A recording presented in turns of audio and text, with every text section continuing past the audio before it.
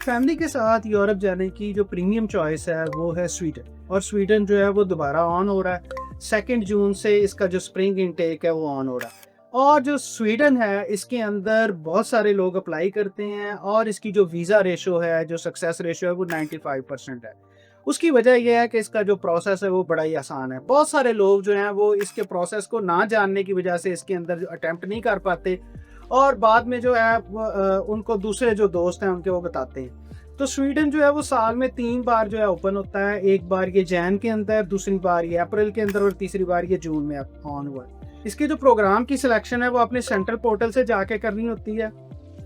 1000 के करीब English taught programme है और स्प्रिंग के अंदर भी इसके जो प्रोग्राम है वो 600 के करीब है।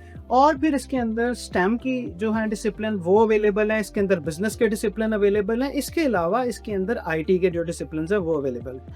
आपके पास एक बहुत बड़ी चॉइस है और इसका जो प्रोसेस है वो बिल्कुल ही आसान है। आसान इस सेंस में है कि इसकी तमाम चीज़ें जो है क्लियरली उन्होंने बताई हुई हैं कि आपको इतनी बैंक स्टेटमेंट चाहिए, आपको इतना सीजीपीए चाहिए, आपको लैंग्वेज का ये स्कोर चाहिए और आपने फ़लाँ डेट को फ़लाँ चीज़ हमारे पास अपडेट करनी है, फ़लाँ डेट को आपने जो है हमारे पास डॉक्यूमेंट अपडेट करने हैं। कोई चीज़ इसमें मुश्किल नहीं है। सिर्फ़ और सिर्फ़ प्रॉब्लम क्या है? प्रॉब्लम ये है कि जो लोग हैं वो एक्सप्लोर नहीं कर पाते। जिस वक़्त आप इसके पोर्टल पे जाएँ तो हर चीज़ क्लियरली दी हुई है, डेडलाइन हर डेडलाइन को क्लियरली दिया हुआ है।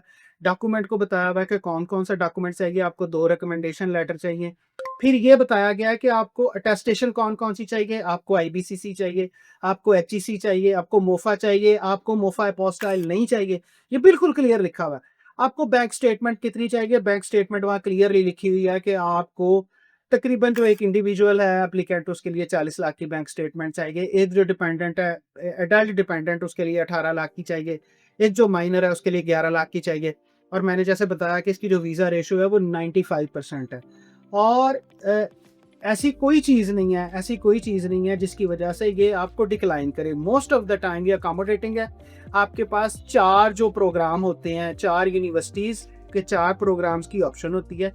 उसके अंदर से जो भी बेस्ट आप सेलेक्ट करना चाहें, उसके अंदर आपकी अगर नहीं होती, दूसरे में हो जाएगी।